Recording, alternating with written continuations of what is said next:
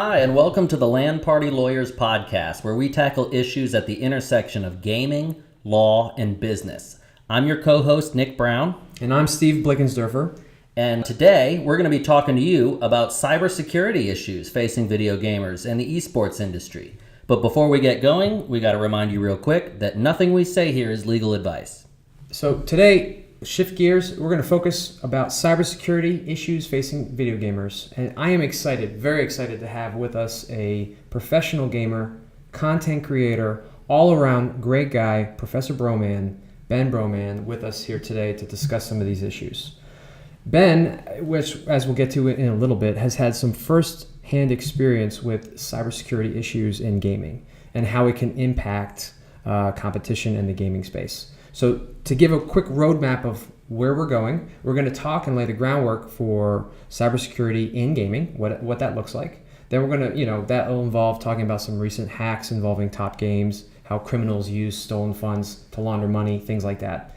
In the middle of all that, we're going to talk to Ben and about some of his experience and brainstorm ideas. What are some of the legal recourses that are available, and what the gray areas where maybe there may not be some recourses available that maybe we should be thinking about, shoring that up. So without further ado, Nick, why don't you tell us what we mean when we say cybersecurity in gaming? Sure. So cybersecurity issues generally involve bad actors like hackers using computers or other internet-connected devices as cyber weapons to exploit code and security flaws in games, or people that just aren't paying enough attention to gain access to another computer or system. And once they're in, they can do all sorts of nefarious things in the gaming space, like gaining, just from the bottom level, gaining a competitive advantage in a game, but all the way up to causing a disruption in competition or breach systems to, in fact, scrape data and other info to find ways to make or launder money. So I may know this, but some others may not. But what is the difference between cybersecurity and data privacy? Sure. So they're related but distinct concepts. They're often thrown around together. But data privacy usually refers to the laws and regulations that revolve around collecting and using data, whereas cybersecurity issues usually involve a bad actor trying to do sneaky stuff to get your data and ultimately your money. We actually have another LAN Party Lawyers podcast that's dedicated to the data privacy issues that you should check out. Right. So we're strictly here talking about the cybersecurity aspect as it relates to gaming. So Nick, why don't you give me some examples of cyber attacks and the ways and the various forms that they take? Sure. So there are four main examples. The first one is kind of the classic that pretty much everybody knows about. These are viruses or other malicious code, sometimes referred to as malware. In this example, hackers can introduce viruses and other malware to trick computer users to open infected programs. And once those programs are open, then the virus or the malware can steal data, it can lock up your computer, it can do all sorts of nasty stuff. PC gamers in particular are susceptible here because there's a lot more opportunity to download third-party programs that can augment one's gaming experience that you don't know where they came from or you don't know what people have done to them. That's right. Sometimes as a gamer, you don't even have a choice but to click on that suspicious link. So another example are DDoS attacks or DOS attacks. That stands for the distributed denial of service, or just denial of service, depending on how the attack is set up. But essentially the gist of it is there's one end that's sending a flood of information or packets of data to the target, the victim, and the idea would be either to drop that computer from having access or connection to the internet, or to overload a program or system to cause failure, whether physical failure or just software failure. So it's just so much that the computer can't take it and it ends up ruining other processes too? That's right. Another example of cybersecurity, cyber attacks is social engineering attacks, sometimes commonly known as phishing attacks. And that's phishing with a PH. With a PH, exactly. That consists of using low-tech or non-technical approaches to persuade people to compromise security procedures and disclose sensitive information. So a recent example of that involved Fortnite, actually, where accounts were hacked due to an exploit in the way subdomains authenticated logins. So to fall victim to this attack was actually very simple. All a player needed to do was click on a link. It was actually a very carefully crafted phishing link. Like a Trojan horse. Well, that introduced that, exactly. It was designed to look like it was coming from Epic Games. And then once clicked, the hackers were able to steal the user access tokens and perform an account takeover. And then once inside, the hacker controls the accounts, can purchase in-game items using V-Bucks or whatever the currency is, and even pose as players online talking to other gamers. And to increase the likelihood that someone's going to click on this link, as you can imagine, you would entice them saying, click this link for 25% off, V-Bucks or whatever. Which is especially scary when you think about the fact that, Fortnite is a really popular game amongst kids. And kids are probably more likely to be susceptible to that sort of thing than adults. Terrifying, exactly. So once clicked, there's really no need for the user to do anything further. The authentication token was then immediately captured by the hacker. But fortunately, in this instance, Epic fixed the problem and solved that issue. But that is one example that does exist. And the fourth example that we have is, classic data breaches or theft. This is where people hack in either through brute force attacks or otherwise to get to the data of another. The goal is to commit fraud or otherwise, obtain their data that is private they don't want you to have. One recent example of this was in Fortnite. There were some reports of criminals that actually created accounts and then used stolen credit cards to purchase in-game items. No doubt credit card data that was obtained from other hacks. Yeah. And then once they got in, they made their account, they bought all the stuff on the account and pumped it up. Then they would turn around and sell it on a third-party site, like an auction site or something like that, for a fraction of the cost, and thereby laundering the money in the process. So Nick, why is this a big deal for video games and the industry as a whole? Well, so, crime and fraud is bad anywhere, but as the video game and esports industry continues to explode in the popularity that we've seen over the past few years, bad actors are going to be, increasingly attracted to it and setting their sights to try to figure out new ways to exploit and take advantage of the people in this industry. It's particularly true given the fact that we're seeing a lot more money in the industry now, what with esports competitions, with esports getting more popular and generating more advertising, with more microtransactions in games, and as more credit card and bank information find their way onto game servers, the risk is only going to go up and up and up. And as more money is on the line for these games, there's also going to be a greater risk of cybersecurity issues. It's just going to be a giant target that attracts these types of people. That's right. So as we think about this, the next question would be, who are the targets? So as you could tell from the examples that we gave, some of the targets will be those games at the very top, where most of the gamers are playing and where most of the money is. Your Fortnites, your Dotas, exactly. All the big battle royales that are out now. In researching this issue, I came across an interesting stat. In the end of 2018, early 2019, the top 50 Fortnite items that were listed on a very popular online auction brought in about $250,000 according to a report. So this obviously creates an incentive for hackers engaged in similar cybercrimes to get a quick buck. And so another potential target would be esporting events. As you can imagine, there's a desire to gain a competitive edge, whether through a cyber attack or otherwise. And that is definitely going to be an increasingly popular target as more money gets pumped into these esporting events. Not to mention everyday gamers, right? People that just want to play games in the privacy of their home, either online or on single-player games, particularly the ones that end up following or having popular streams that engage with the public. As it turns out, we actually have one of those with us today. That's right, and we have Ben Bowman with us, a professional gamer, broadcaster, fundraiser, hellraiser, and all-around good guy with us on the podcast. Ben, welcome to the LAN Party Lawyers podcast. Thanks for having me. So I consider you to be like the Frasier of the gaming industry, giving great advice on your stream, Ask Broman, that helps content creators and broadcasters starting out. But I don't want you to pick you as Frasier if you want to be Niles. No, Frasier's fine. Okay. my wife would be really, really happy with that comparison as well. Are you listening, Ben? So I understand that you actually started out with an interest in cybersecurity. Is that true? Yeah.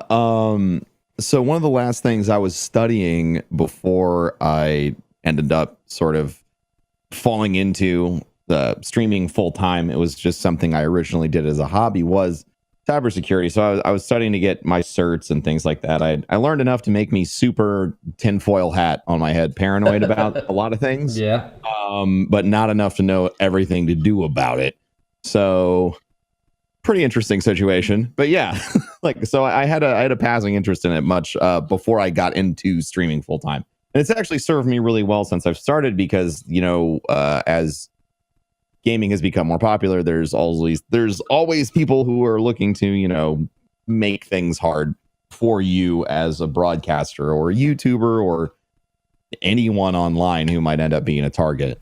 So taking that experience that you had and general interest in the area of cybersecurity, I would consider you to be a, kind of above average on the education scale with respect to looking out for things and practicing cyber hygiene. Have you ever experienced a cyber attack yourself?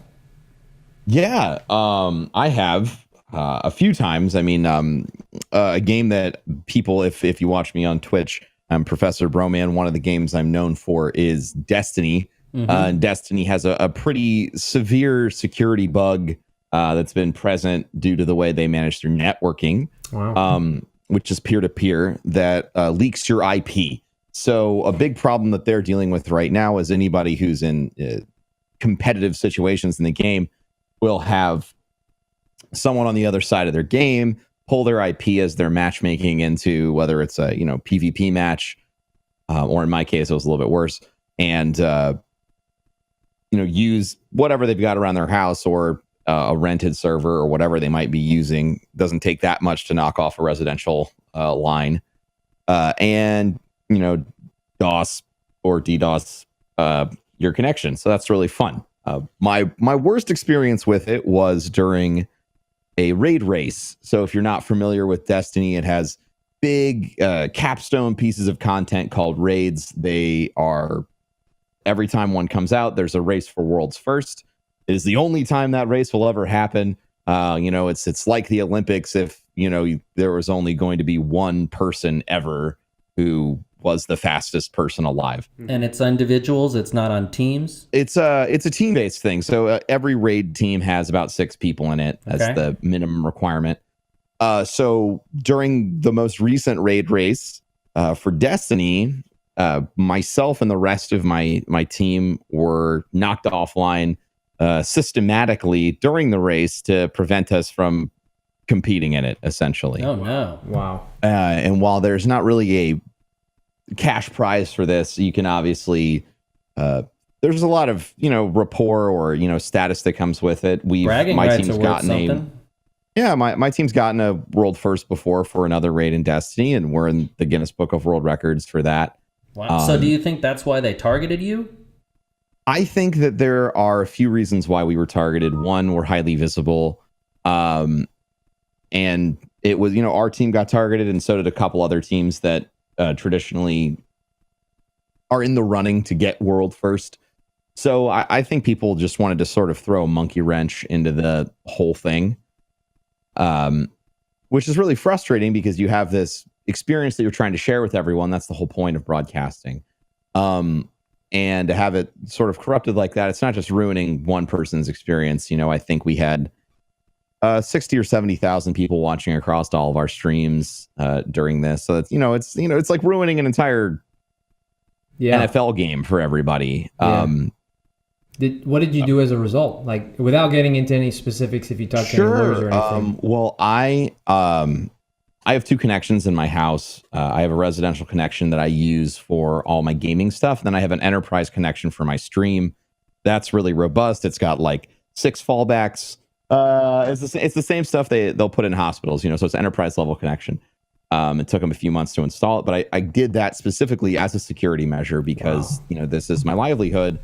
And along with residential internet being dodgy sometimes, if a person were to grab this IP and even use a rented server to try and take down my connection, they might be able to do it for a second, but the moment they did that, I would get a call on my phone. There'd be a tech heading out to the node by my house, and they'd be ready to switch my IP and put me on a new connection on new hardware with new MAC addresses, all this other stuff. So and that's an expensive investment for me. It's not the cheapest internet in the world. Yeah.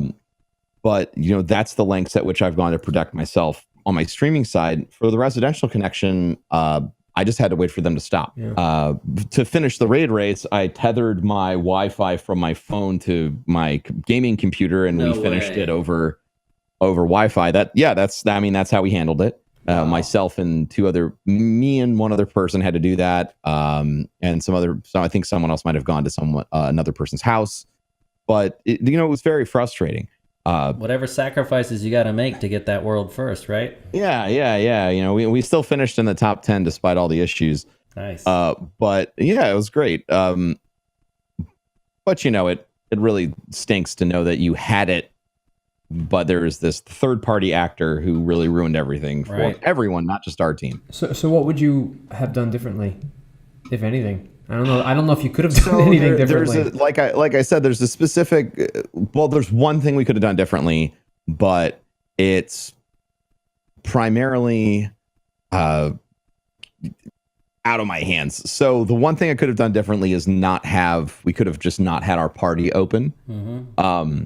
But because we're all broadcasters, we default run our party on because we're playing with viewers all the time, and it makes it easier for them to join us. It also, unfortunately, makes it easier for people to do this. Yeah. This is the first time in 5 years somebody used this particular method. Somebody joined our party right before the race started, and then we kicked them, and then that's how they got our IPs. Oh. So technically, that's a vulnerability, a choice that we made for entertainment values that made us slightly more vulnerable. But going further down the pipe on that, the way that Destiny's server structure is set up, because it is peer-to-peer and they have these like synthetic instances and things like that, there's all this IP handshake sharing and stuff. And it's been like that since Destiny 1 came out. And this has been a primary complaint of the community for a long time, that, if the game was on dedicated servers, that this sort of behavior wouldn't be possible, because you wouldn't be able to see my home IP if we're all logging into a server. Well, so other than, using dedicated servers, are there other things game developers can do that you'd recommend to make it easier for people in your position to avoid these type of problems?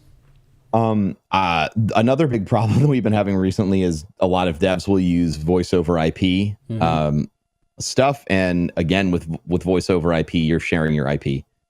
So if you want to have in-game communication with other players, which is awesome for making content, you're running around an open world like Sea of Thieves or in The Division, and you run by someone and you're like, hey, jerk. And, whatever, you talk some trash, and, you create a narrative and you have fun in the game. But when you're doing that via a VoIP service that's kind of baked into the game, the only way to avoid someone yanking your IP that way is by turning it off. As far as solutions that I am aware of, dedicated servers for PvP games is sort of the only way. Sounds expensive. And it is expensive, and that's why a lot of people avoid it. There's also some technical stuff the reasons why they avoid it. When you force everyone to log into a dedicated server, you have to spin up an instance every time something happens. Whenever you're listening to this, if you look back to the launch of a game called Anthem has dedicated servers, but the loading issues is one of the biggest critiques about the game, because every time you move your party from one location to another, it has to spin up a server instance for you, which takes time. Yeah. So games like Destiny will opt to save time by making everything peer-to-peer, because it's just a whole bunch of handshakes and then you're good to go.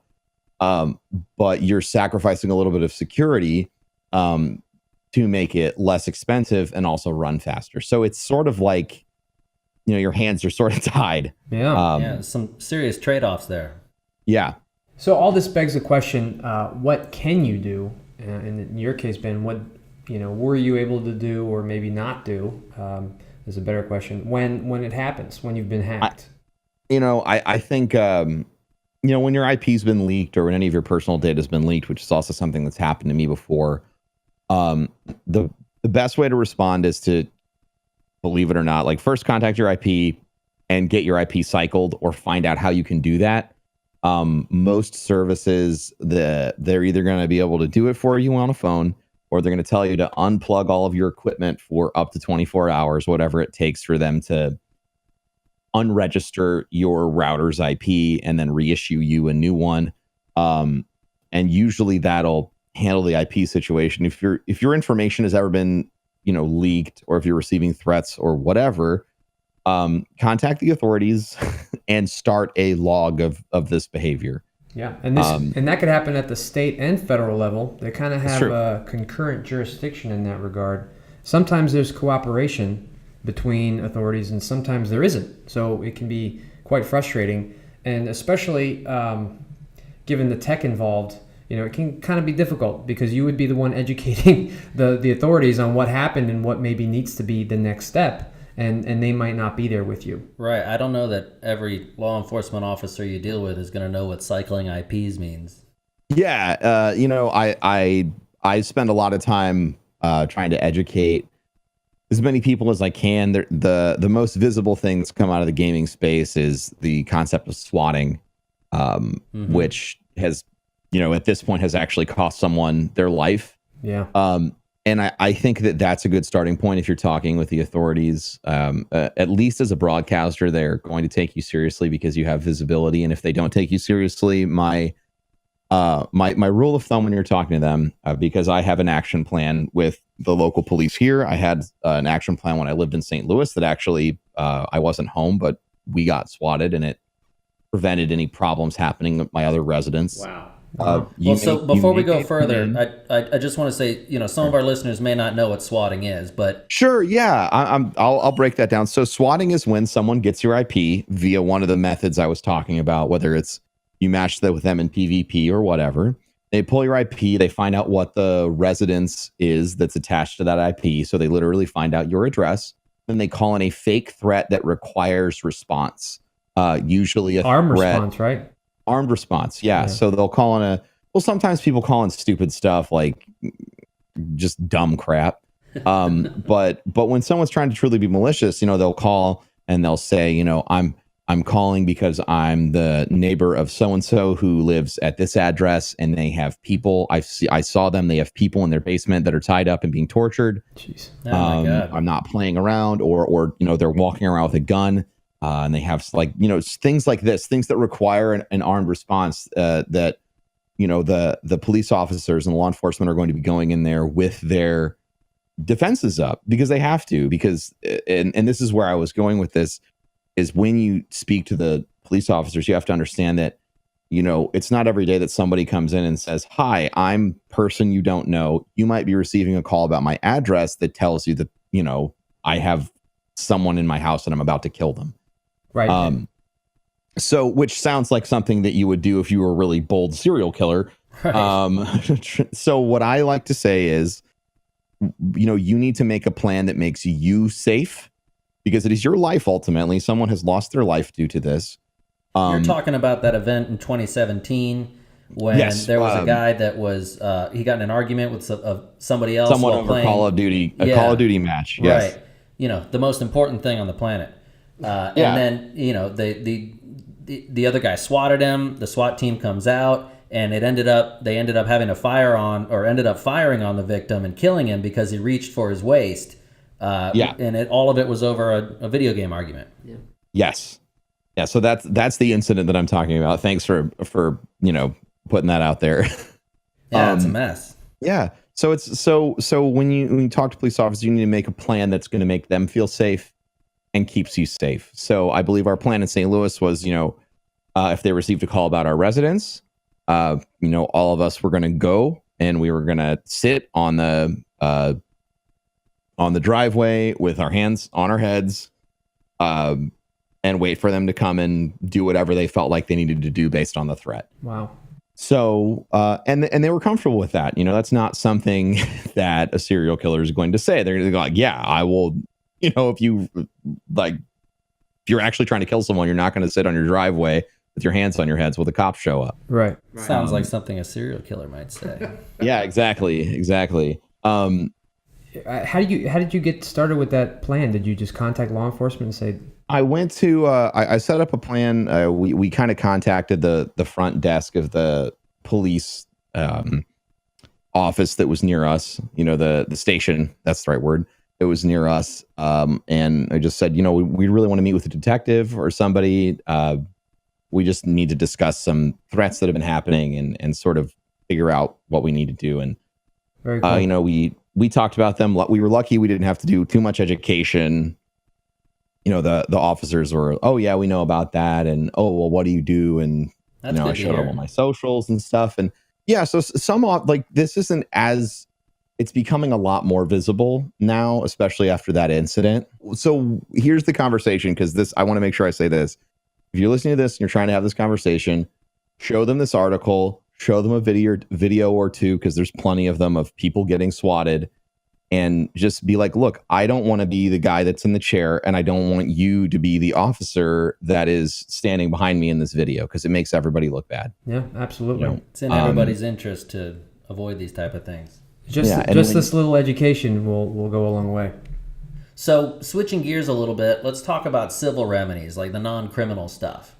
Steve and I were sitting around and talking about the types of civil remedies that might be available, and it's kind of stark. It's not really clear what's out there, because even though this is getting more common, it's still kind of a fledgling issue where a lot of the law hasn't caught up. So we had talked a little bit about. We had an episode of the podcast on bugs and glitches in games where we talked about the Computer Fraud and Abuse Act a little bit. And that's glitchy in and of itself, so that's full of bugs. Right, and so we were talking about whether or not the CFAA is an option here.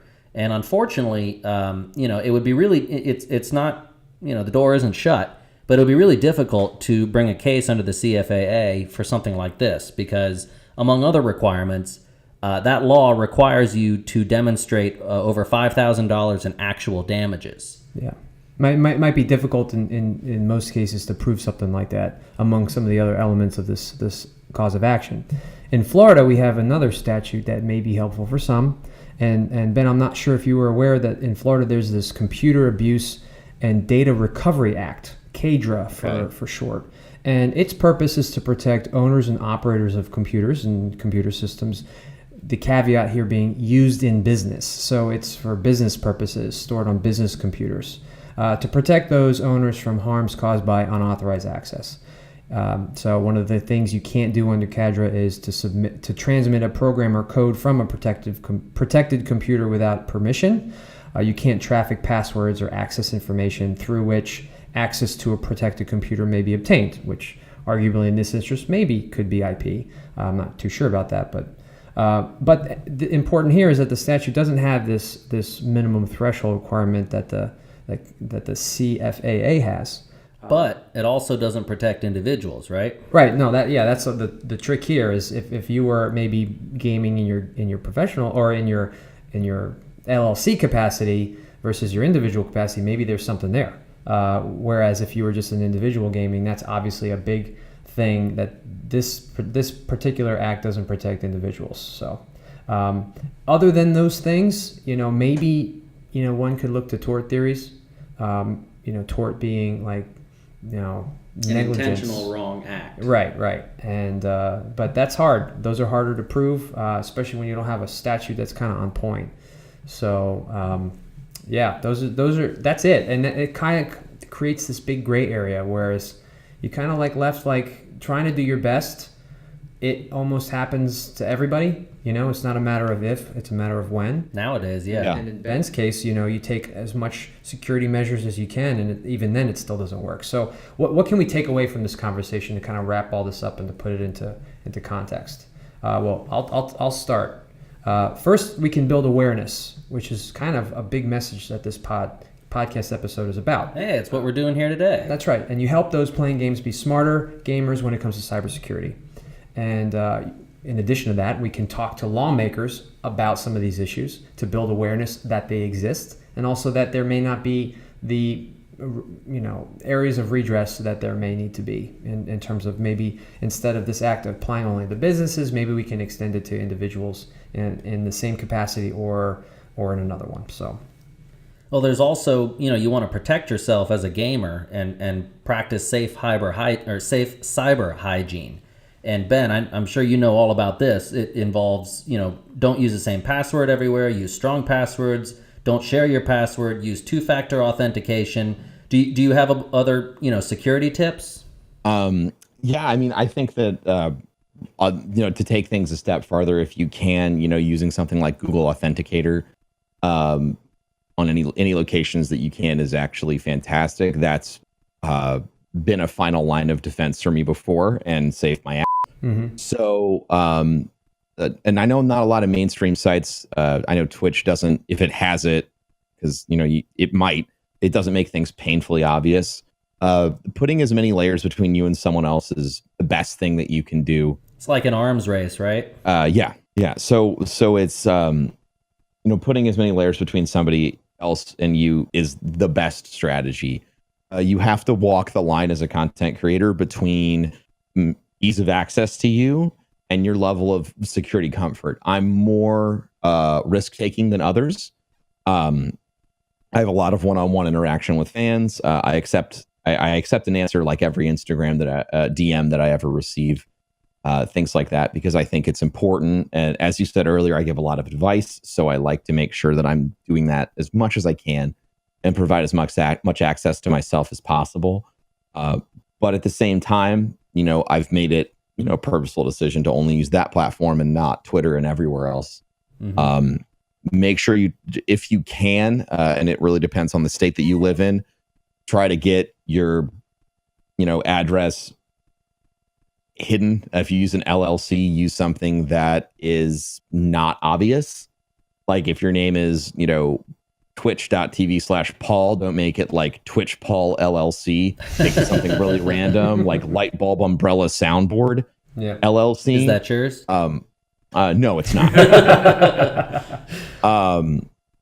No, it's not. But that's actually a vulnerability that we all sort of realized very recently at our, I guess you'd call it a holding company that runs all the stuff that we do, because people knew the name of that company. Then we were like, oh crap, well, it wouldn't be hard to figure out the name of our LLCs, and like, oh crap, those are our home addresses. Well, I need to change everything. Mm-hmm. So more layers.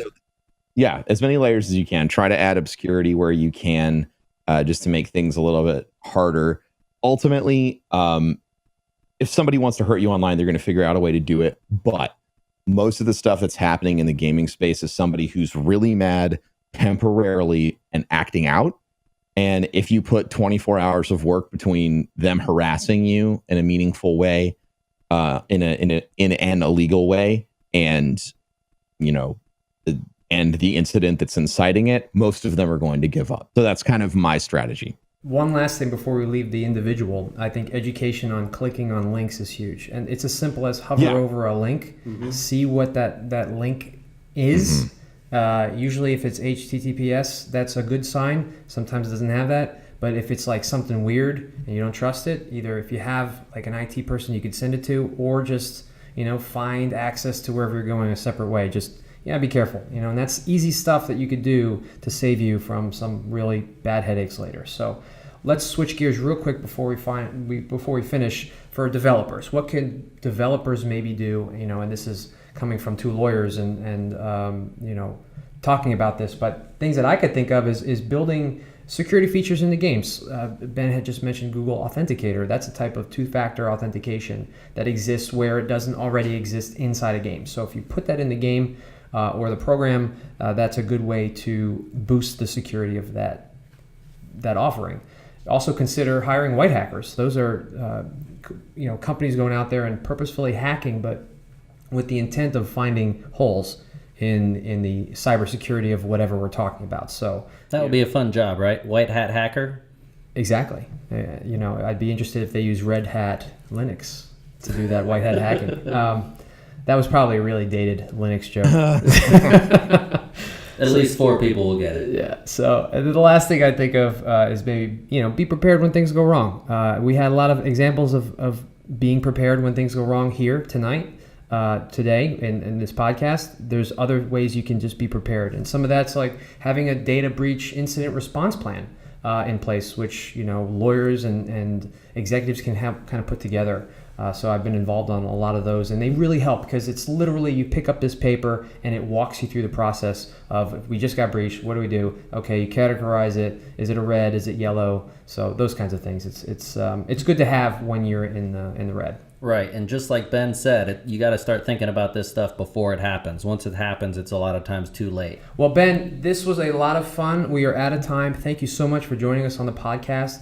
Before we go, I'd just like to have you put a plug in for wherever anybody can find you. So where can we find you for people looking to connect? If you want to connect with me anywhere, I am Professor Broman on Twitter, Twitch, YouTube, Instagram, Snapchat, anywhere. You want to give us your IP too? No. So that's the best place to connect with me. If you're interested in any of the stuff that I do, I'm the charity director for an event called Guardian Con. We raise money for St. Jude Children's Research Hospital. So if you're interested in, getting involved with that, you can reach out to us at info@guardiancon.co. And if you're interested in having delicious coffee, I also own a coffee company, and you can check that out at kingscoastcoffee.com. Congratulations on all that stuff. That's awesome. Thank you so much for sharing your wisdom with us today, and we really, really appreciate it. Yeah, that was Thank great. you for having Thanks me. so much. Thank you. So, Nick, I have nothing else to add. I think we laid it all out. Unless you have anything further? That's all we've got today, but keep your eyes out for other cool episodes of the podcast where we touch on issues with respect to video games, law, and business. Until then, game on. Game on.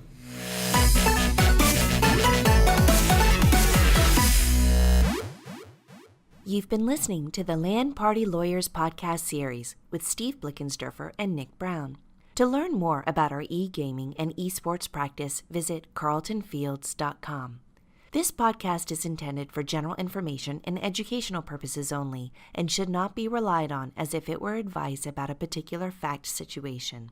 The distribution of this podcast is not intended to create, and receipt of it does not constitute an attorney-client relationship with Carlton Fields. Thanks for listening.